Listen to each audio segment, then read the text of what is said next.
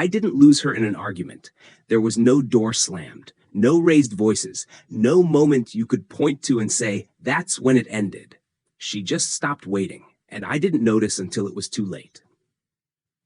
Her name was Elise. We worked in the same building, different floors, different worlds. I noticed her because she was quiet in a way that didn't ask for attention. She didn't fill space. She chose it. We started talking by accident. An elevator stuck between floors.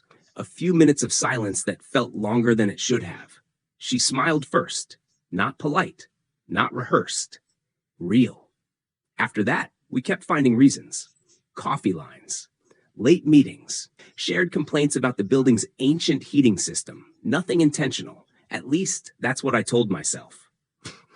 I was 39, comfortable, respected, alone in ways I didn't explain to anyone. My life worked. It just didn't echo. Elise didn't ask personal questions. She listened, which somehow revealed more than interrogation ever could. We began walking together after work. Short distances at first. A block. 2. Then longer. Conversations stretched. Silences settled without discomfort. That's when I should have said something. I didn't. I told myself I was being responsible. I didn't know her history. Didn't know her expectations. Didn't know if I had the right to complicate something that felt clean. But the truth was simpler. I was afraid of misreading kindness. Afraid of wanting more. Afraid of being seen wanting. One night, it started raining halfway through our walk. Not heavy. Enough to make the air smell different. She laughed, surprised. I watched the way she tucked her hair behind her ear, careless and unguarded. The moment waited. So did she. I said nothing. After that, things shifted. Subtly. She stopped waiting by the elevators. Her emails became shorter, still kind, just closed. I noticed the absence before I understood the reason. That's when she told me she was transferring departments. Different building, different schedule, different orbit. I didn't think it would matter, she said. Her voice was steady, but her eyes weren't. And, I asked. She hesitated. It does now. That was my opening. The last clean one. I could have said what I felt, what I'd been holding. Instead, I nodded, wished her luck, watched her walk away like it was something I'd practiced. That night, I lay awake longer than usual, replayed moments that could have turned, words that stayed locked inside. I realized something uncomfortable. Silence isn't neutral. It's a choice. And that choice had already decided larger without her. Not emptier, just less precise. I told myself I was imagining it, that I was projecting meaning onto routine changes, different elevator schedules, different lunch hours, different paths through the same city. But the truth showed up in smaller ways. I checked the lobby without realizing it. Paused longer near the coffee machine.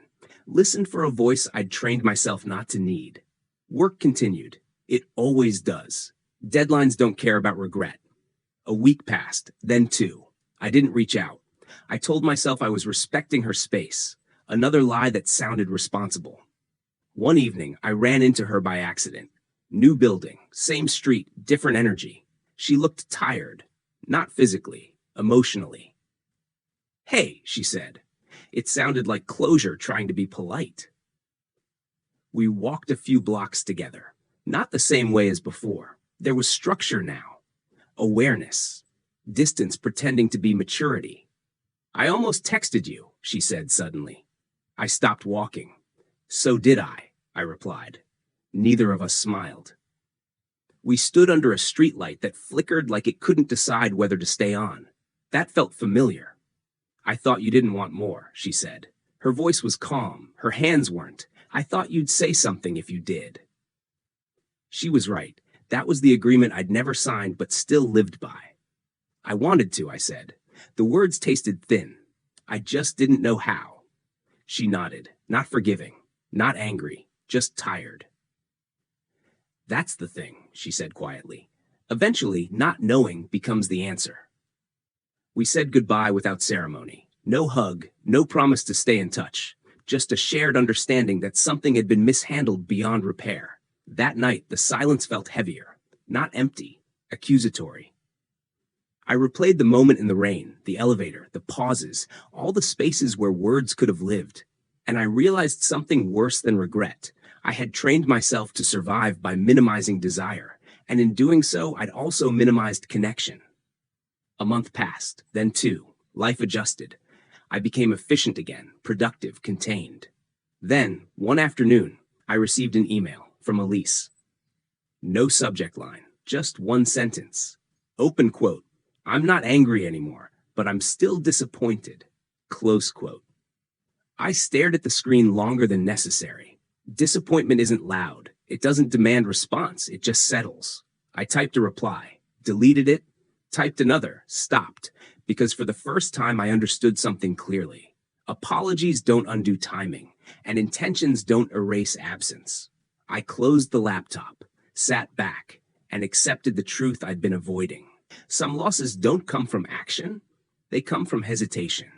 And the worst part, I didn't reply. You don't feel them until they're already. Not because I didn't care, because for the first time I understood that this wasn't about her anymore.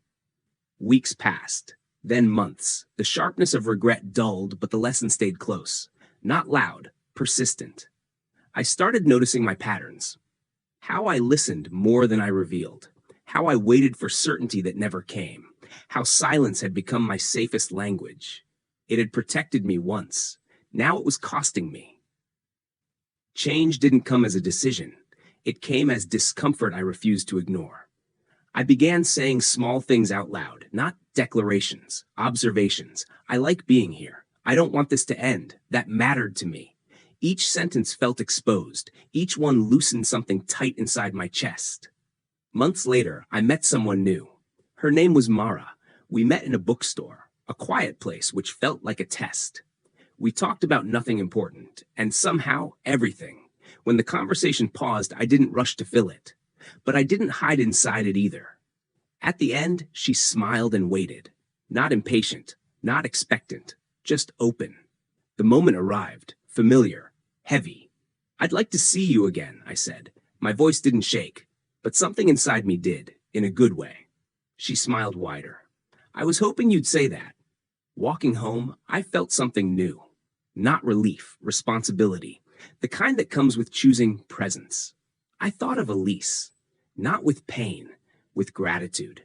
Some people don't stay long enough to benefit from the lessons they leave you. Weeks turned into something steady. Not perfect, but honest. When doubt showed up, I named it. When fear surfaced, I didn't let it speak for me. One evening, Mara asked me something simple. Do you usually say what you're feeling? I considered it, then answered truthfully. I'm learning. She nodded. That was enough. I understood something then. You don't need courage to love. You need it to speak before love has to leave. And silence? Silence is only peaceful when it's shared. Otherwise, it's just absence in disguise.